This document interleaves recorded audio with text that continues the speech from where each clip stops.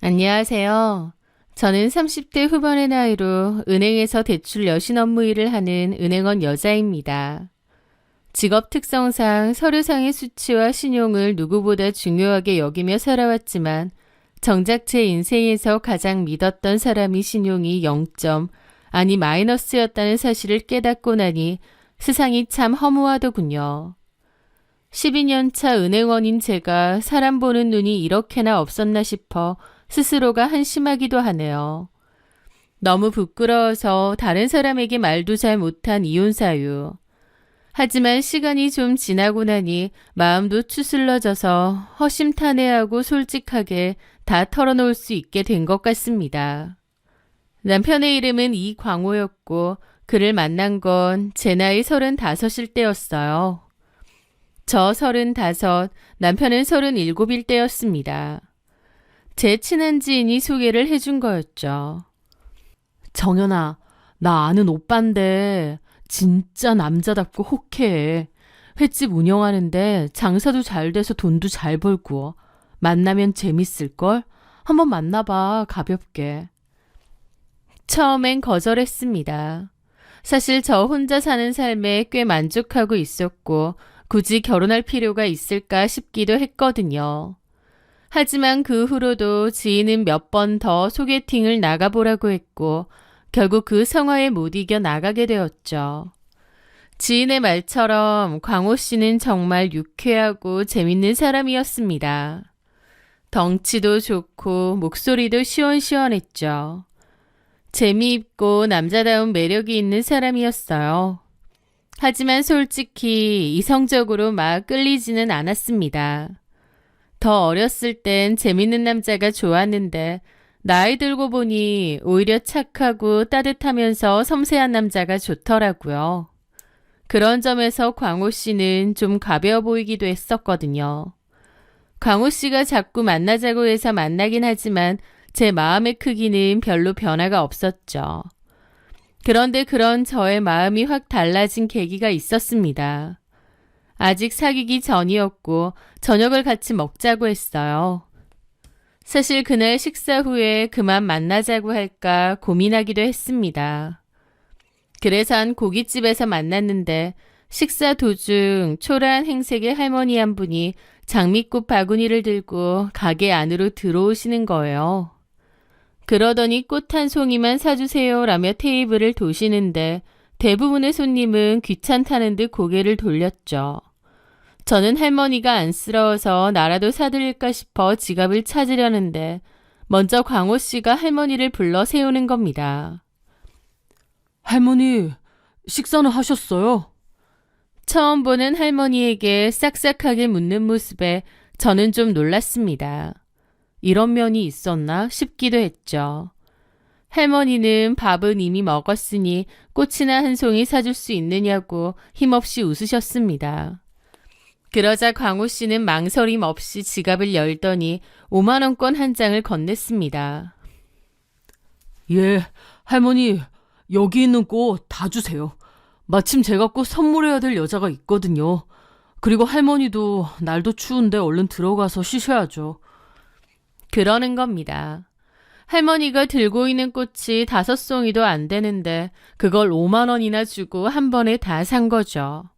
저는 그 순간 광호 씨가 달리 보이더라고요. 그렇게 할머니는 고맙다고 하면서 자리를 떠나셨고 광호 씨는 저에게 그 꽃을 주었습니다. 멋들어진 꽃다발은 아니지만 괜찮죠, 정연 씨? 그럼요. 광호 씨 되게 따뜻한 사람이네요. 뭘요? 추운데 고생하시잖아요. 돌아가신 저희 할머니 생각도 나고. 그 순간 마냥 가볍게만 보이던 그의 옆모습이 어찌나 따뜻해 보이던지요. 단순히 호쾌한 남자인 줄만 알았는데 그가 보인 배려심과 마음에 이런 따뜻한 마음을 가진 남자라면 평생을 믿고 의지해도 되겠다는 확신이 들었습니다. 물론 결혼하고 나서야 그것이 연기였다는 걸 알게 되었지만요. 그렇게 저희는 연애를 시작했고 둘 다 나이가 적지 않다 보니 만난 지 6개월 만에 초고속으로 결혼도 준비했습니다. 양가 부모님도 나이 꽉 찬 자식들의 혼사에 신이 나셨죠. 그런데 결혼 준비 과정에서 한 명 유독 얼굴 보기 힘든 사람이 있었습니다. 바로 강호 씨의 남동생, 저에게는 시동생이 될 승준 씨였죠. 강호 씨 동생과 사이가 좋지 않은 듯 동생 이야기가 나올 때마다 인상을 썼습니다. 걔는 내 동생이지만 진짜 정이 안 가. 직업이 번드르르해. 대기업 연구원 하거든. 공부도 곧잘 했고. 근데 그러면 뭐해? 사내 새끼가 얼마나 소심하고 쪼잔한지. 하면서 자기 동생인데도 즐겁을 하면서 욕을 하더라고요.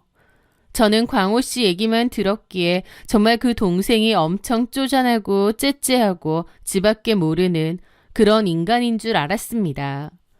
그도 그럴 것이 형이 결혼을 한다는데도 가족 상견례에도 안 나오고 콧배기도 안 보였거든요. 그래서 결혼식 날 시동생 얼굴을 처음 보게 된 거예요. 그런데 막상 결혼식 날 마주해 보니 인상은 남편이 하는 말과 제법 다르더라고요. 키도 훤칠하고 인물도 좋고 무엇보다 눈매가 참 선하고 깊었습니다. 게다가 처음 본 저한테도 싹싹하게 웃으며 잘 대하는 겁니다. 물론 저희 남편을 대할 때는 찬바람 쌩쌩이었지만 딱 저희 남편한테만 그러더라고요. 그렇게 결혼 후 얼마 지나지 않아 제가 아이를 임신하게 되었는데요. 출산 후에 시동생은 100만 원이 넘는 최고급 유모차를 선물했습니다. 게다가 저희 아이 사진도 종종 보내달라고 하고 선물도 자주 보내면서 조카를 끔찍이 아끼더라고요. 저한테도 싹싹하게 잘했고요. 그러니까 시동생은 오직 자기 형인 저희 남편하고만 사이가 냉랭하고 안 좋았던 거예요. 개인적인 연락도 거의 안 하고요. 시동생 성격이 다정다감하고 착해 보이는데 왜 형하고는 저럴까 궁금했는데 그럴 때마다 남편은 이유는 뭐가 있어. 그 자식이 싸가지라서 그렇지. 지 잘난 맛에 사는 놈이야 아주. 가족이고 뭐고 필요 없고 지 혼자만 살면 되는 줄 알아 그 새끼는. 라더군요. 하지만 뭔가 다른 이유가 있을 것 같았는데 우연히 시 이모님의 입을 통해 듣게 되었습니다. 둘이서 아직도 냉랭하지? 그럴만도 하지. 광호 걔가 어릴 때 동생을 얼마나 개패듯이 팼는데.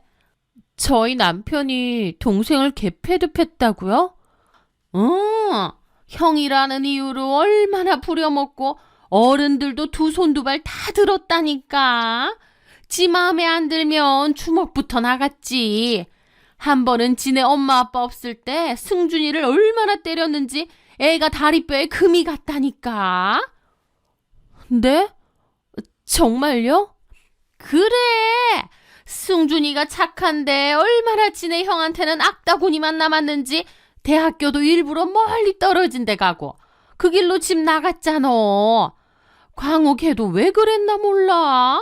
하나밖에 없는 지동생 좀 아끼고 잘 대해줄지를 모르고. 저는 경악스러웠습니다. 아무리 어렸을 때라지만 동생을 그 정도로 때리다니요. 제가 남편에게 그 일이 진짜냐고 묻자 남편은 대수롭지 않은 듯 코웃음을 치는 겁니다. 원래 남자 형제들끼리는 그래. 어릴 때 형제끼리 좀 투닥거린 거 가지고 왜 난리야. 뼈에 금이 갔다는데 무슨 형제끼리 투닥거렸다는 거야. 이건 오빠가 사과를 해야지.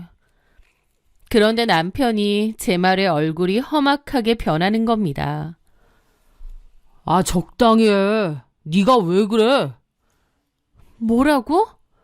내가 형인데 무슨 사과를 해. 그리고 네가 내 동생이랑 뭔 사이라고 개편을 들어. 비싼 유모차며 애 용품 좀 받았다고 헬렐레에서는. 무슨 말을 그렇게 해. 내가 도련님한테 그런 거 좀 받았다고 이러는 걸로 보여? 그러는 걸로 보여.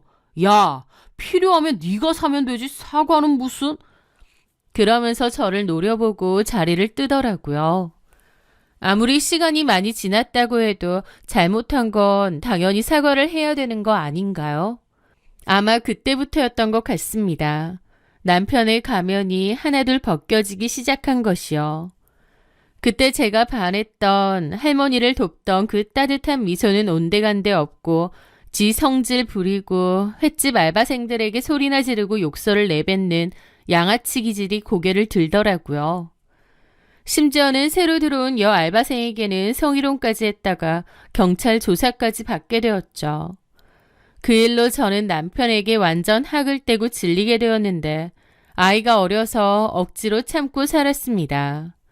하지만 제 마음속에서는 남편이라는 존재에 대한 실망이 점차 커져갔죠.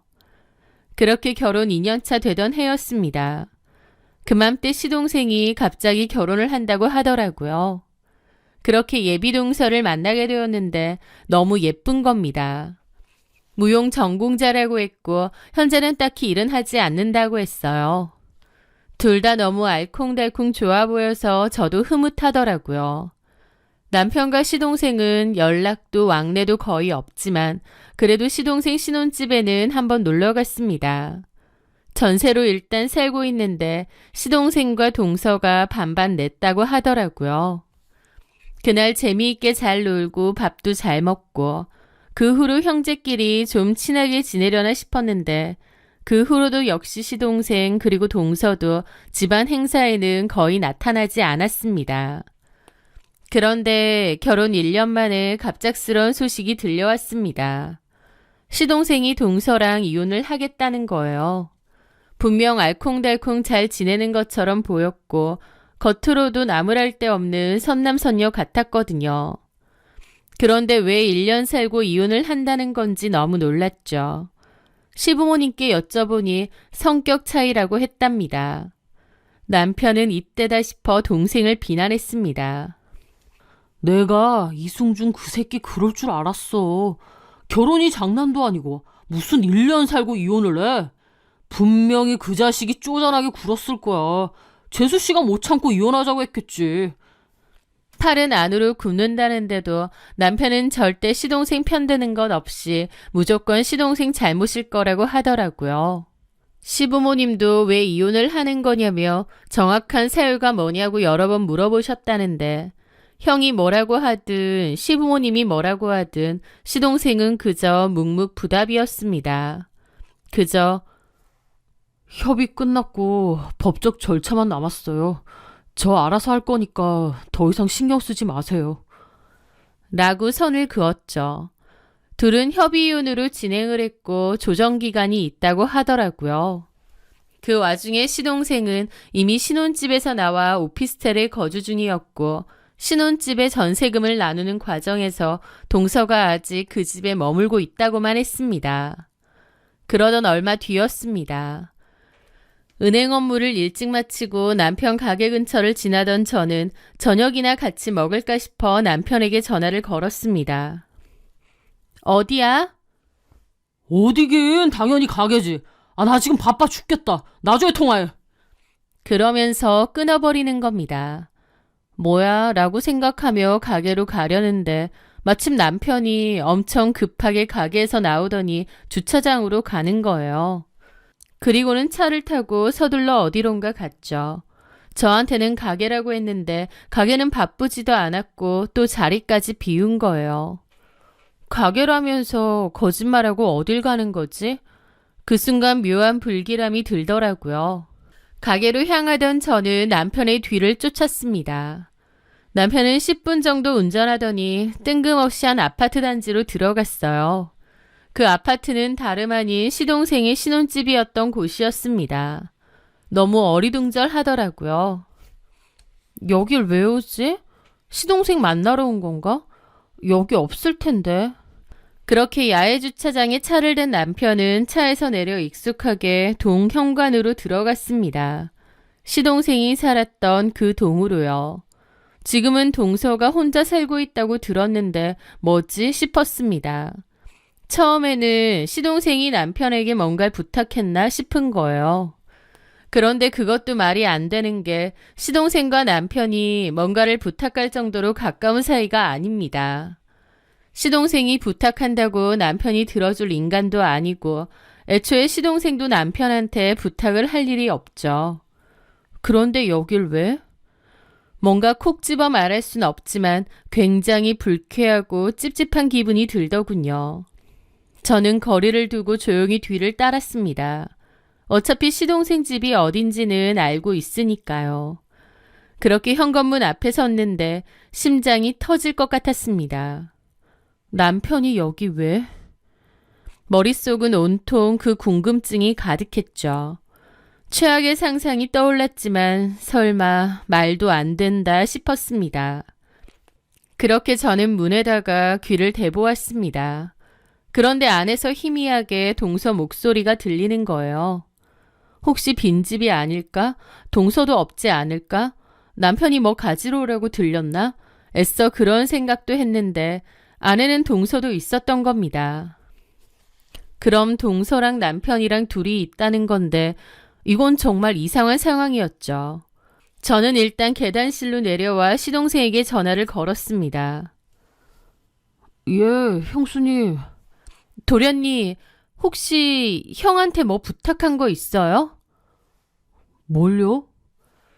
동서만 있는 집에 좀 가달라고 했다던가. 그게 무슨 말씀이세요? 아니, 그게... 저는 좀 전에 있었던 일을 모조리 시동생에게 말했습니다. 시동생도 아무런 말이 없더라고요. 도련님이 뭔가 부탁한 거 아니죠? 근데 이 사람이 여길 왜 왔을까요? 저 형한테 아무것도 부탁한 거 없습니다. 그럼 도대체 왜...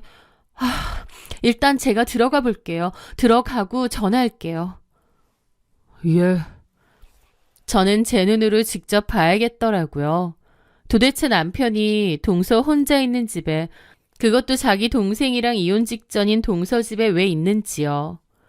그렇게 목소리를 낮게 변조해 초인종을 눌렀습니다. 안에서 누구세요? 하고 동서의 목소리가 들렸습니다. 아랫집인데요. 물이 새는 것 같아서요. 확인 좀 부탁드립니다. 그렇게 말하자 동서는 잠시만요 하더라고요. 그리고는 철컥 문이 열리는 순간이었습니다. 제 눈앞에는 동서가 아니라 남편이 서 있는 거예요. 동서가 저희 남편더러 나가보라고 한 모양이었죠. 남편도 뜬금없이 서 있는 저를 보고 놀라서 얼어붙더라고요. 저는 몸으로 남편을 확 밀어젖히고 안으로 쳐들어갔습니다. 소파에서는 나시 차림의 동서가 앉아있다가 놀라서 일어나는 거예요. 형님. 그 순간 알겠더라고요. 남편과 동서가 내연의 관계라는 것을요. 이 미친 상황을 마주하자 머리가 어질어질했죠. 이게 무슨... 니들 뭐야? 니들 뭐냐고! 제 비명 섞인 물음에 남편은 얼굴이 흑빛이 되어 허둥지둥 거리는 겁니다. 당신이 여길 어떻게... 아니, 그게 아니라 일단 내 말을 좀 들어봐. 이거 오해야. 그게 승준이가 집에 뭐 짐 좀 가지고 와달라 그래서 잠깐 왔다가... 개소리 하지 마. 나 지금 도련님이랑 통화하고 들어왔거든? 이게 지금 뭐 하는 거야? 당신 여기 왜 있어? 사실대로 말 못해? 남편은 당황해서 얼굴만 시뻘개지더라고요. 말해봐. 여기 당신 동생 와이프 혼자 있는 집이잖아. 여길 당신이 왜 와? 둘이 무슨 사이냐고. 아니, 그게 아니라... 동서가 말해봐. 이게 뭐 하는 짓이야?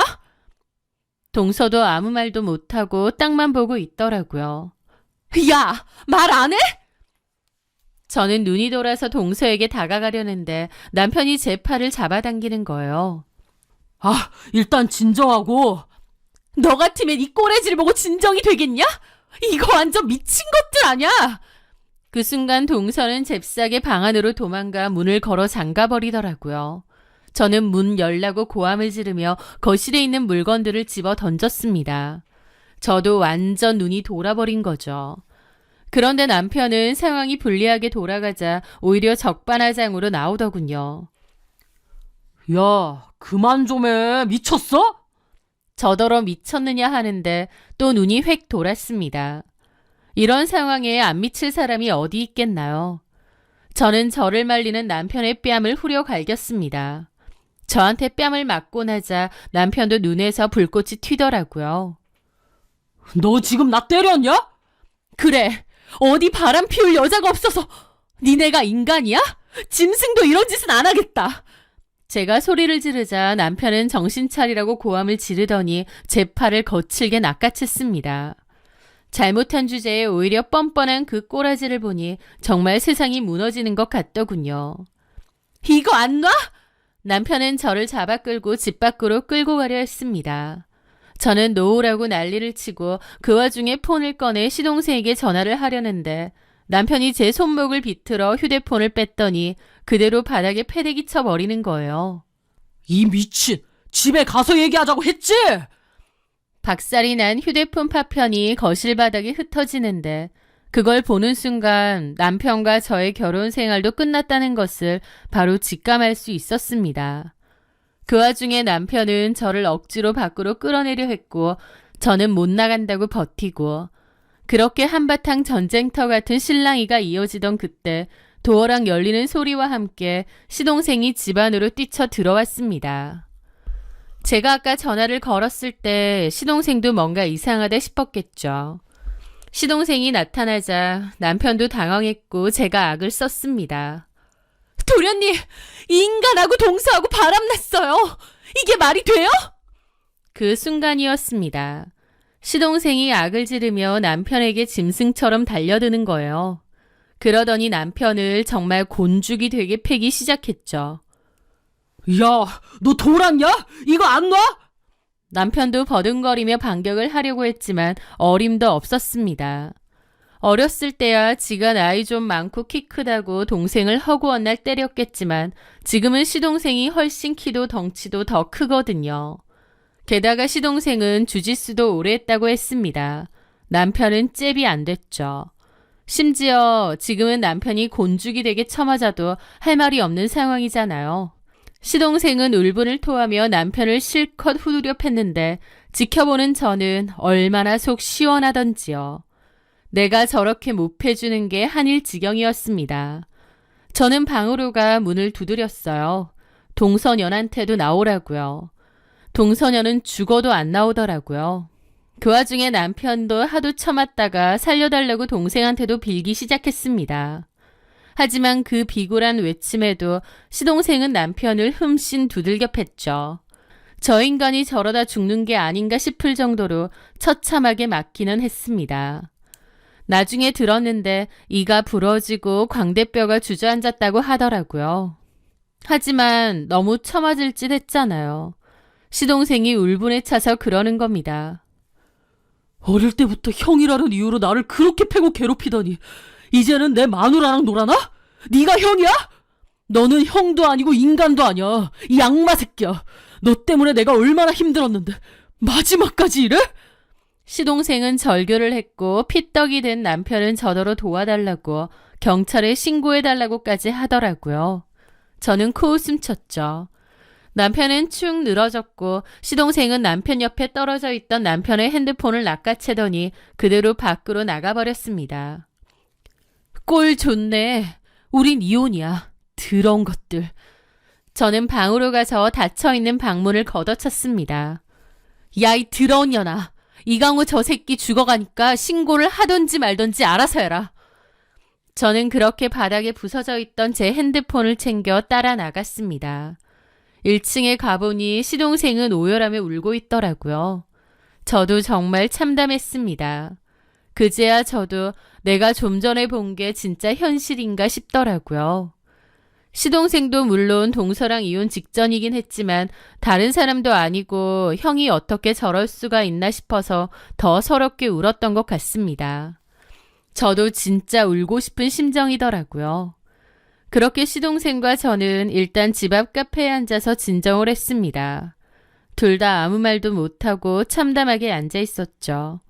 제가 먼저 물었습니다. 형 폰은 왜 들고 온 거예요? 제가 묻자 시동생이 멍하게 그러더라고요. 여기 증거 다 있을 거잖아요. 고소해야죠. 형수도 고소할 거죠. 해야죠, 당연히. 나 참 기가 막혀서. 어쩌실 거예요? 이혼하실 건가요? 이혼해야죠. 저 꼴을 보고 어떻게 살겠나요? 어떻게 다른 사람도 아니고 남편도 그렇고 동서도 진짜 미친 거 아닌가요? 도련님, 혹시 동서랑 이혼하는 진짜 이유 이런 거예요? 시동생은 깊은 한숨과 함께 진짜 이혼 사유를 털어놓았습니다. 그 진실은 남편의 불륜만큼이나 경악스러웠죠. 동서인 이하나는 저희 남편 말고도 따로 만나는 남자가 있었다는 겁니다. 결혼 후에도요. 그런데 그 남자 나이가 무려 동서보다 20살이 많답니다. 그러니까 한마디로 동서는 그 남자에게 스폰을 받고 있었던 거죠. 어쩐지 일도 안 하고 백수인데다 친정 형편도 평범하다는데 하고 다니는 건 다 고가의 물건들과 외제차, 뭔가 이상하긴 했습니다. 동서는 오랫동안 스폰을 받아왔나 보더라고요. 그 사실을 다 숨기고 시동생하고 결혼한 거고요. 시동생은 동서가 결혼 후에도 나이 많은 남자 만나면서 스폰을 받는다는 사실에 큰 충격을 받고 이혼을 하기로 했는데 알고 보니 자기 형하고도 이런 관계였던 겁니다. 동서가 먼저 남편에게 다가갔는지 아니면 남편이 그랬는지는 나중에 소송을 하면서 밝혀졌습니다. 동생의 이혼을 핑계로 남편이 먼저 동서에게 연락을 했답니다. 말은 뭐 둘 사이의 문제가 뭔지 형으로서 풀어주려고 했니 어쩌니 한다는데 솔직히 다 개소리죠. 아마 남편은 처음부터 동서에게 흑심을 품었을지도 모릅니다. 게다가 동서도 비슷한 마음이었나 봐요. 그러면서 밖에서 둘이서 술을 마셨대요. 미친 거죠. 자기 동생이 이혼을 하는데 굳이 지가 재수 씨를 왜 만나나요? 그렇게 사이좋고 우애 깊은 형제지간도 아니면서요. 하여튼 그러다가 저렇게 집까지 오가는 사이가 됐답니다. 동서는 저희 남편에게도 돈을 받았다고 하고요. 그렇게 천사 같고 예쁜 외모의 동서가 속은 너무 시커멓고 더러워서 놀랐습니다. 하여튼 시동생은 조용히 이혼하고 끝내려고 한 건데 이 사달이 난 거였죠. 시동생과 저는 남편의 폰에서 모든 증거들을 수집했고 시부모님께도 모든 증거를 다 보냈습니다. 시아버님은 남편의 뺨을 후려치며 호적에서 파버리겠다고 하셨고 시어머니는 뒷목을 잡고 쓰러지셨다고 하더라고요. 남편은 그 와중에 시동생한테 너무 맞아서 얼굴 골절에 이까지 임플란트를 했다고 하고요. 쪽팔린 건 아는지 폭행으로 고소는 못했나 보더라고요. 남편은 자기가 잠깐 어떻게 된 것 같다며 저에게 빌었지만 어림도 없었습니다. 그 꼴 다 보고 어떻게 살겠나요? 저는 망설임 없이 이혼 소송과 동시에 상간녀 위자료 청구 소송을 걸었고 시동생 역시 형과 전처를 상대로 피말리는 법적 대응을 시작했습니다. 그 뒤로는 참 우스운 상황이긴 한데 시동생과 제가 서로 변호사도 소개해주고 서로 도와주기도 했어요. 어쨌든 도움을 서로 주면서 소송을 잘 끝냈는데 형수와 시동생이 서로 도우며 소송을 하다니 이 상황을 웃어야 될지 울어야 될지 어쨌든 1년여가의 기나긴 다툼 끝에 모든 소송은 끝이 났습니다. 참 홀가분하긴 했지만 이혼 사유가 너무 민망하고 충격적이라 어디 가서 말도 못하겠더라고요. 왜 시동생이 동서랑 처음에 이혼할 때 가족들에게도 직접적인 사유를 말 안 했는지 알 것 같았습니다. 제 얼굴에 침 뱉기 같아서 차마 말 못하겠더라고요. 저도 주변 사람들에겐 성격 차이로 이혼했다고 하고 말았어요. 가끔은 연애할 때 가식적인 남편의 모습이 떠올라 소름이 돋기도 합니다. 그 호탕한 겉모습에 반했는데 사실은 자기보다 약한 동생을 매일같이 때리고 괴롭히고 심지어 동서랑 외도까지 하고 아, 내가 제정신이 아닌 인간하고 결혼을 했구나 싶기도 해요. 그때 너무 놀라고 경악했지만 오히려 더 늦기 전에 빨리 알아채고 발 뺀 것 같아 다행이기도 합니다. 그때 너무 놀라고 경악했지만 오히려 더 늦기 전에 빨리 알아채고 발 뺀 것 같아 다행 같기도 합니다. 시동생도 형 때문에 참 상처가 많았을 텐데 부디 다시는 형과 엮이지 말고 혼자서 잘 살았으면 좋겠습니다. 전 남편과 동서는 본인들이 지은 죄의 무게에 짓눌려 평생 불행하게 살기를 기도할 거고요. 제 긴 이야기 끝까지 들어주셔서 진심으로 감사합니다.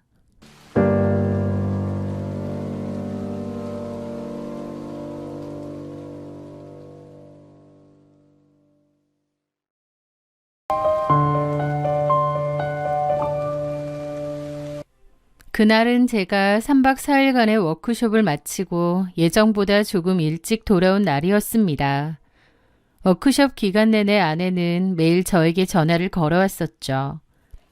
여보, 언제 와? 몇 시쯤 도착해? 아내는 제가 보고 싶다며 언제 오느냐고 몇 번이나 확인하더군요. 저희는 한창 깨볶는 신혼이었기에 그저 아내가 저를 너무 기다린다고만 생각했습니다. 그런 아내가 너무 사랑스럽기도 했죠. 밤 9시는 되어야 집에 도착한다고 말해뒀지만 생각보다 워크숍 일정이 빨리 끝났습니다. 그래서 원래 생각한 시간보다 3, 4시간 정도는 일찍 왔죠. 일찍 온 김에 아내에게 서프라이즈를 해주고 싶었습니다. 동네에 도착한 저는 아내가 평소 좋아하던 디저트 가게에 들러 케이크를 샀습니다. 지금 들어가면 아내가 얼마나 놀랄까 설레는 마음으로 현관 비밀번호를 누르고 조심스레 안으로 들어갔습니다. 그런데 거실이 묘하게 조용하더라고요. 잠깐 나갔나 싶은 찰나 안방 쪽에서 웅성거리는 소리가 들려왔습니다. 통화를 하는 건가 싶어 귀를 기울였는데 놀랍게도 두 사람의 목소리였습니다. 한 명은 제 아내 수정이었고 그리고 또 다른 한 명은 아내의 절친인 은경 씨였죠. 은경 씨는 평소에 저희 집에 한 번씩 놀러 옵니다. 이 시간에 우리 집에 와 있네 생각하며 문을 열려던 저는 문틈 사이로 흘러나오는 두 사람의 대화를 듣고 들고 있던 케이크 상자를 바닥에 떨어뜨리고 말았습니다. 살면서 그토록 충격적인 대화는 처음 들어본 것 같습니다. 지금부터 제가 겪은 기가 막힌 그날의 이야기를 여러분께 털어놓으려 합니다. 제 아내 한수정은 제가 다니는 회사의 주요 거래처 직원이었습니다. 기술 영업직으로 일하고 있는 저는 업무 특성상 수정 씨네 회사에 드나들 일이 잦았죠. 기계 부품 납품 건으로 그 회사에 갈 때마다 담당자였던 수정 씨와 마주쳐야 했습니다. 수정 씨는 화려하진 않지만 단아한 외모를 지녔고 차분하고 일처리가 깔끔했습니다. 그래서 거래처 사람들 사이에서도 평판이 좋았죠. 서글서글 싹싹한 것 같으면서도 한켠으론 묘하게 사람에게 벽을 치는 듯한 차가운 분위기도 있었던 것 같습니다. 들어보니 회식 자리도 잘 참여를 안 하고 바로 퇴근하는 칼퇴 요정이기도 했고요. 그런 도도하고 흐트러짐 없는 모습에 저는 오히려 더 끌렸던 것 같고 호감도 느낀 것 같습니다. 업무적으로 자주 부딪히며 미운정, 고운정이 들 때쯤 제 마음속에선 어느새 수정 씨에 대한 마음도 커져가더라고요. 그래서 저는 큰맘 먹고 용기를 냈습니다. 저기 수정 대리님, 이건 사적인 질문이긴 한데 혹시 주말에 시간 괜찮으시면 저랑 식사 한번 할 수 있을까요? 제 딴에는 정말 용기 내서 한 말인데 수정 씨의 거절은 단호하다 못해 매몰찼습니다. 아, 죄송해요, 준호 씨. 저는 딱히 지금 누군가 생각이 없어요. 아, 혹시 남자친구 있으신가요? 그런 건 아니지만 연애하고 결혼하고 그런 마음의 준비가 전혀 안 되어 있어서요. 앞으로도 아마 그럴 것 같아요. 죄송해요. 수정 씨에게 거절당했지만 수정 씨에 대한 제 마음은 조금도 줄어들지 않았습니다. 오히려 워낙 조심성 많은 성격 탓일 거다, 신중해서 그런 거다 생각했습니다. 그래서 저는 그녀의 거절에도 굴하지 않고 괜찮아요. 부담 갖지 마세요. 그냥 좋은 동료로 지내다가 나중에 마음이 바뀌시면 그때 가볍게 밥 한 끼 해요. 라며 한 발 물러섰습니다. 대신 거래처에 갈 때마다 그녀가 좋아하는 라떼를 챙겨가거나 비가 오는 날이면 수정 씨의 회사 앞으로 데리러 가서 수정 씨를 집으로 데려다 주는 등 키다리 아저씨를 자처하며 묵묵히 곁을 지켰습니다. 수정 씨도 처음엔 좀 불편해했지만 나중엔 그냥 편한 친구 사이로 잘 지냈죠. 사적으로 연락도 하고 커피도 마시고 할 정도로 가까워졌습니다. 그러던 어느 날이었습니다. 회사에서 수정 씨네 아버지 부고 소식을 전해 듣게 되었습니다.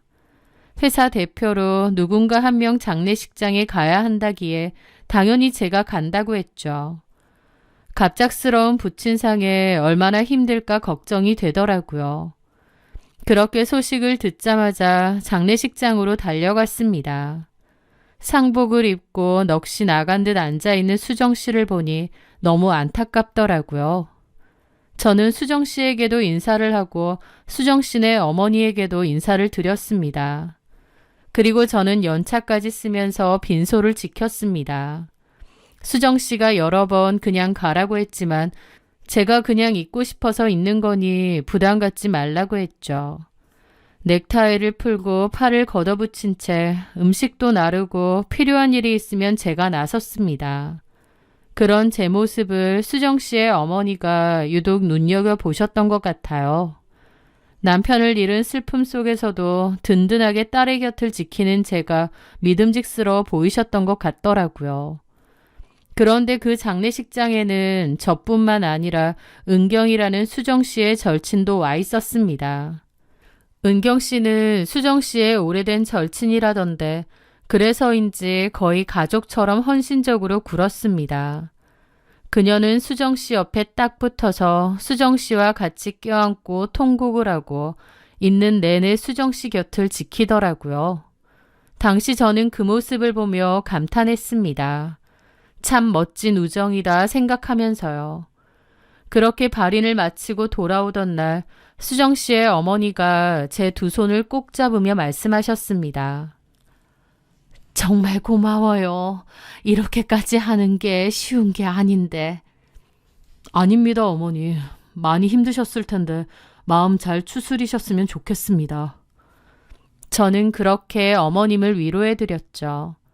아버지의 장례를 계기로 수정 씨 역시 저에게 큰 의지를 하게 된 것 같았습니다. 그 사이에는 저를 좋게 보신 어머님의 권유도 있었던 모양이고요. 결국 굳게 닫혀있던 수정 씨는 마음의 문이 열렸죠. 그렇게 저희는 본격적으로 교제를 시작하게 되었습니다.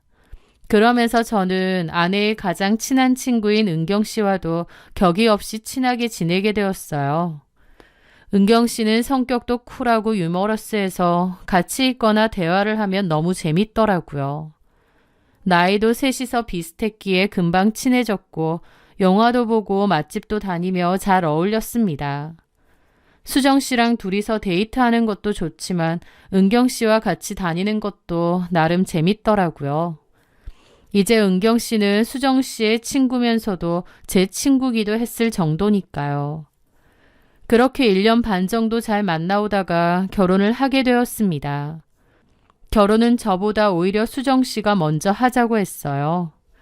아버님이 돌아가시고 어머님은 수정 씨가 빨리 결혼해서 가정을 꾸렸으면 하신 모양이더라고요. 저도 수정 씨와 결혼할 마음이 당연히 있었기에 어머님이 원하시는 대로 서둘러 결혼을 준비했습니다. 그리고 저희가 결혼식 할 때 은경 씨는 꽃시장에 가서 사온 꽃으로 부케를 만들어 선물해 줄 정도로 저희의 결혼을 진심으로 축하해 주더라고요. 그렇게 결혼을 한 후에도 우리 세 사람은 자주 어울렸습니다. 그런데 사건의 조짐이 보인 건 어느 비 오는 날 밤이었습니다. 그날은 은경 씨가 집에 놀러 오기로 한 날이었죠. 보통은 만나도 밖에서 만나고 헤어지는데 그날은 제가 집으로 초대를 했고 음식과 함께 술을 좀 많이 마셨습니다. 은경 씨는 택시를 타고 집에 돌아가면 된다고 했는데 분위기가 무르익어가면서 시간 가는 줄 모르고 떠들다 보니 어느새 자정이 훌쩍 넘었더군요. 은경 씨가 이제 그만 가보겠다며 일어섰는데 창밖 상황이 심상치 않았습니다. 아까까지만 해도 이 정도는 아니었는데 그 사이에 폭우가 쏟아지고 있더라고요. 택시가 잡힐 것 같지도 않고 설령 잡혀도 좀 위험하겠더라고요. 비 오는 것 좀 봐. 택시도 안 잡히겠는데? 그렇다고 저도 술을 마셨는데 운전해서 데려다 줄 수도 없는 상황이었습니다. 은경 씨는 괜찮다고 했지만 걱정이 되더라고요. 은경 씨, 그냥 자고 가요. 에이, 그래도 어떻게 신혼집에서 자요? 민폐죠. 민폐는 무슨, 우리가 남이에요? 수정이랑 둘이서 편하게 안방 침대 쓰세요. 저는 작은 방 가서 자면 됩니다. 아내 역시도 은경 씨를 말렸죠. 그래, 은경아. 오늘 그냥 자고 가. 아휴, 미안하네요, 준호 씨한테. 저는 괜찮다고 하며 이불 베개를 챙겨들고 작은 방으로 건너갔습니다. 그렇게 저는 작은 방 바닥에 요를 깔고 잠을 청했습니다. 빗소리가 워낙 거세게 들려 깊은 잠에 들지는 못하고 선잠을 자고 있었죠. 그런데 새벽 2시쯤 되었을까요? 끼익 하고 미세하게 방문 경첩이 돌아가는 소리가 들리는 겁니다. 선잠에 빠져있던 저는 그 소리에 설핏 눈이 뜨여졌죠. 그런데 누군가 방 안으로 들어오는 것 같더라고요. 아내인가 했는데 놀랍게도 은경 씨였습니다. 준호 씨, 자요? 잠이 확 달아나더라고요. 숨소리가 닿을 만큼 가까운 거리였습니다. 저는 너무 놀라 반사적으로 몸을 벌떡 일으켰습니다. 안 자는데 이 방에 은경 씨가 왜...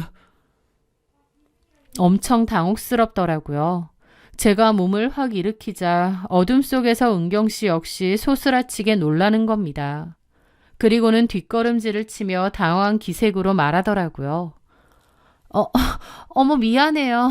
수정이랑 저랑 술 한 잔 더 할까 했는데 혹시 준호 씨도 생각 있나 해서 죄송해요. 계속 자세요. 은경 씨는 횡설수설하더니 도망치듯 방을 빠져나가는 겁니다. 저는 너무 황당하더라고요. 잠은 당연히 달아났고요.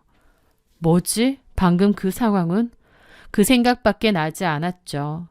은경 씨는 제 아내랑 한 잔 더 하려고 저를 부르려고 들어왔다는데 거실 문을 살짝 열어보니 조용했습니다. 안방도 조용하고요. 다시 방으로 돌아왔는데 찜찜하더라고요. 그리고 술 마시려고 부르는 거면 제 아내가 와도 되잖아요. 왜 은경 씨가 굳이 제 방에 들어온 건지 이해가 안 되더라고요. 친구의 남편이 자는 방에 그것도 새벽에 몰래 들어온다? 상식적으로 이해가 되지 않았습니다. 그리고 다음날 아침 식사 자리의 공기는 묘하게 어색했습니다. 제 아내는 아무것도 모르는 눈치고요. 저도 짐짓 아무렇지 않은 척했지만 어젯밤 일이 생각나 은경 씨를 똑바로 쳐다보기 힘들더군요. 그런데 은경 씨는 간밤의 일이 기억나지 않는다는 듯 평소처럼 멀끔한 얼굴로 웃으며 아내와 수다를 떨었습니다. 너네 집 너무 편하다. 간밤에 푹 잤어. 한 번씩 자고 가도 되나? 준호 씨가 너무 싫어하려나? 신혼생활 방해한다고. 그 뻔뻔함 혹은 태연함에 저는 더 혼란스러웠습니다. 그날 일이 드문드문 생각났지만 그냥 실수였겠거니 했습니다. 아내한테 말을 할까 하다가도 별일 아닌데 괜히 일을 크게 만들고 싶지 않더라고요. 게다가 은경 씨는 제 아내의 가장 친한 친구잖아요. 괜히 안 좋은 감정을 일으키고 싶지 않기도 했습니다. 그래서 저도 그날의 일은 그냥 묻어두기로 했던 거죠. 그런데 그 후로 은경 씨가 저를 대하는 태도가 미묘하게 달라졌습니다. 저를 보는 눈빛이 끈적하다고 해야 할까요? 수정이는 결혼 잘해서 좋겠다. 나도 준호 씨 같은 남자 있으면 바로 결혼할 텐데. 자꾸만 저런 소리를 농담 삼아 하는데 수정이는 웃었지만 저는 점점 불편해졌습니다. 혹시 나한테 무슨 흑심이라도 있는 걸까? 그런 생각마저 들더라고요. 사실 아내와 연애를 할 때 3명이서 친하게 지내긴 했지만 저희 커플 사이에 은경 씨가 낀 거기 때문에 은경 씨는 좀 불편하지 않을까 싶었습니다. 그래서 은경 씨에게 제 친구를 소개해 준다고 했고 실제로 한 명 소개를 해주기도 했어요. 그런데 잘 안 됐다고 하더라고요. 은경 씨가 저희랑 있을 땐 재밌고 활발한데 막상 제 친구랑 소개팅을 하니 떨떠름한 표정으로 말도 단답으로 하다가 일어났대요. 엄청 냉랭했다고. 제 친구가 마음에 안 들어서 그랬나 싶긴 했는데 어쨌든 은경 씨는 딱히 남자친구도 안 사귀는 것 같고 관심이 없어 보이기도 했습니다. 대신 저희 데이트할 때는 자꾸 끼는 거예요. 그런 게 혹시 나한테 무슨 감정이 있어서 그런가 싶은 생각까지 들더라고요. 하지만 저는 아내를 사랑했고 괜한 일로 아내가 오해하는 것은 원치 않았습니다. 그래서 고민 끝에 아내에게 넌지시 말을 꺼냈죠. 저기, 수정아, 은경 씨 말이야. 어? 은경이가 왜? 결혼할 생각은 없대? 갑자기 왜? 아니, 뭐 우리 나이가 이제 막 적은 나이도 아니고. 혹시 은경이랑 같이 어울리는 거 불편해서 그래?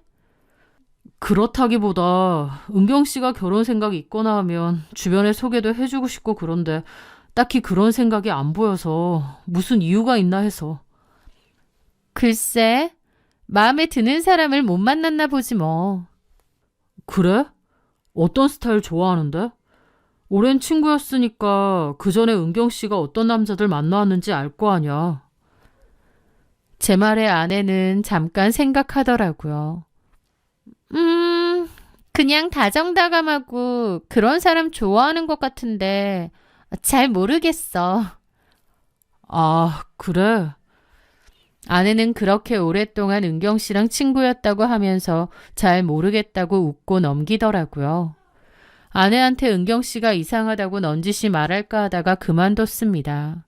톡 까놓고 은경 씨와 제가 무슨 사이인 것도 아니고 은경 씨가 저한테 무슨 짓을 한 것도 아닌데 괜히 서로 오해 생기고 기분만 상하게 될 것 같아서였죠.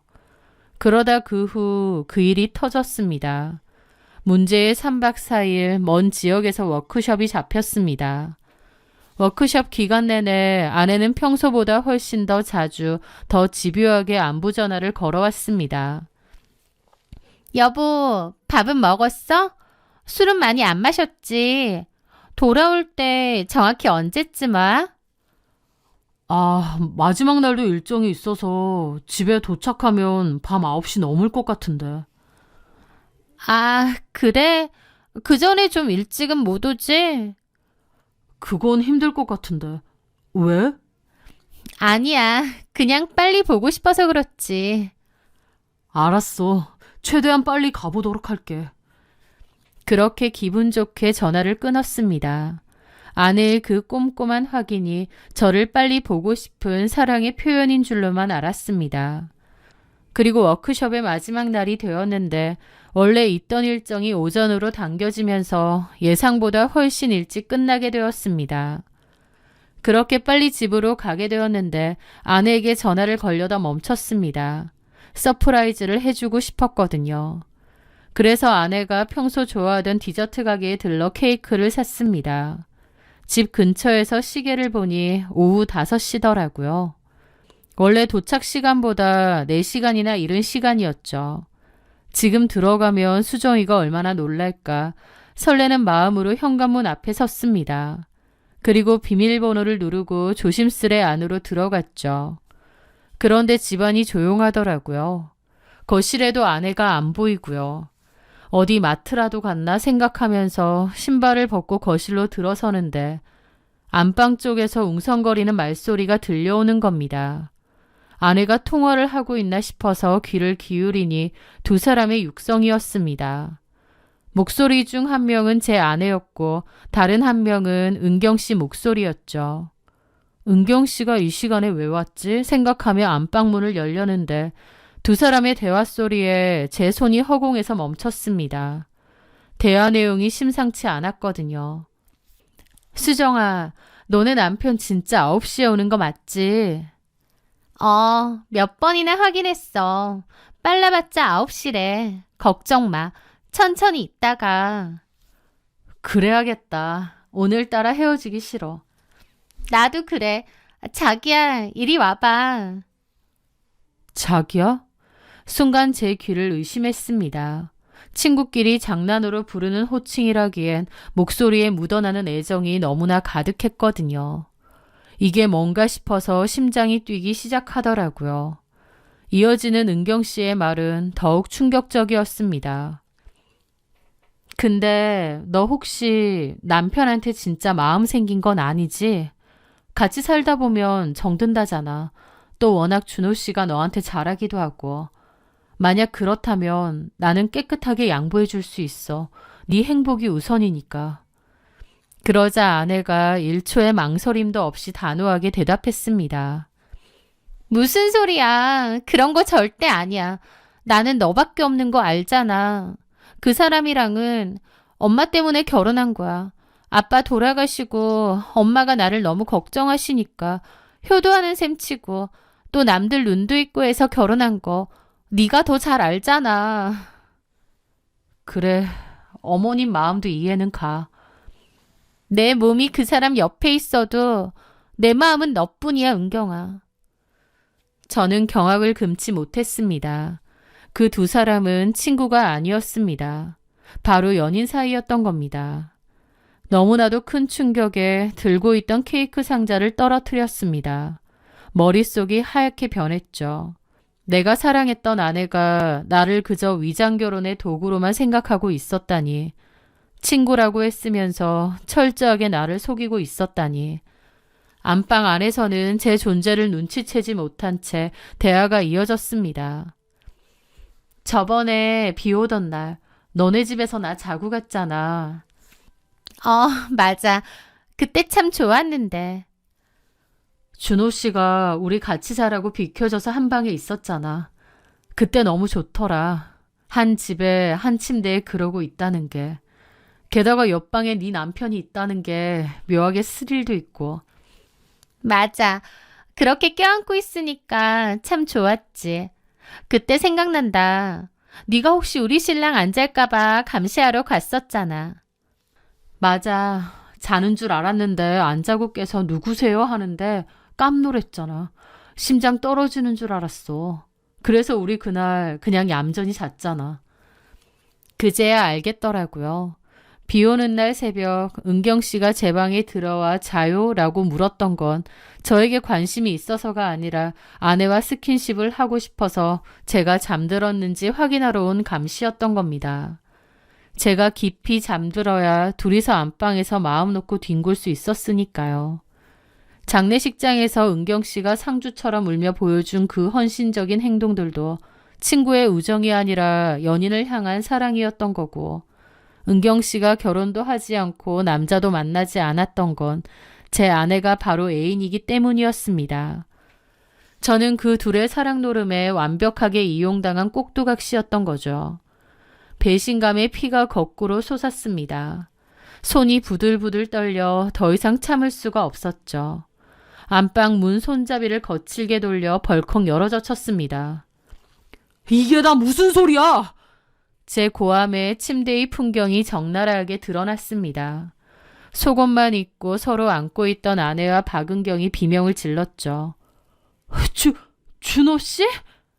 여보! 두 사람은 사색이 되었습니다. 박은경도 고개를 들지 못한 채 떨고 있더라고요. 사람을 이렇게까지 바보로 만들어?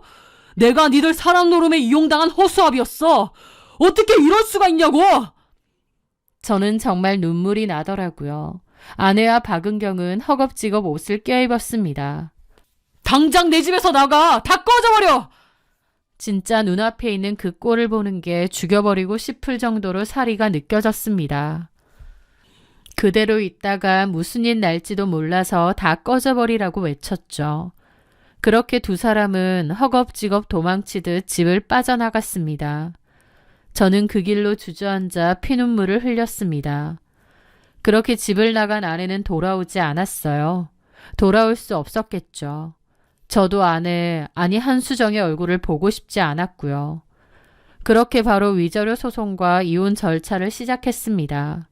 모든 사실을 알게 된 장모님은 충격에 뒤로 넘어가셨고 병원에 실려가셨다고 하더라고요. 그 후 한수정과 박은경이 장모님을 찾아갔는데 둘 다 꼴보기 싫다고 쫓아냈다고 했습니다. 아내는 저에게 전화해 울면서 사과했습니다. 미안해. 엄마 실망시키기 싫어서 평범하게 사는 것처럼 보여주고 싶었어. 당신한테 정말 죽을 죄를 지었어. 하지만 저는 그 말이 더 끔찍했습니다. 자신의 성 정체성을 숨기기 위해 멀쩡한 제 인생을 기만하고 이용했다는 사실에 치가 떨렸죠. 저는 아내와 상간 여인 은경 씨 모두에게 위자료를 청구해 받아냈습니다.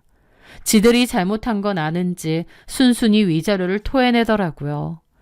그리고 그 소문이 다 퍼져 아내는 그 회사도 거의 잘리다시피 그만두게 되었습니다. 저는 아내에게 이혼 서류를 보냈고 아내도 군말 없이 바로 이혼에 동의를 했습니다. 그토록 사랑스러웠던 아내지만 이제는 꼴도 보기 싫더군요. 그렇게 법적으로는 정리가 되었지만 사람에 대한 배신감과 트라우마는 쉽게 지워지지 않는 것 같습니다. 이제 누군가를 다시 사랑하기 힘들 것 같다는 생각이 들 정도로 상처가 크고요. 너무 기막힌 일이라 어디 가서 하소연하기도 쉽지 않더라고요. 그런데 이렇게 힘든 일일수록 오히려 털어내고 또 털어내야 그 상처가 조금씩 낫는다고 하는 거예요. 그래서 이렇게 용기 내어 사연을 써보게 되었네요. 아직은 너무 힘들고 배신감에 사무치지만 언젠간 이 아픔도 무뎌지는 날이 올 거라 생각합니다. 그렇게 믿으며 하루하루 버티고 있고요.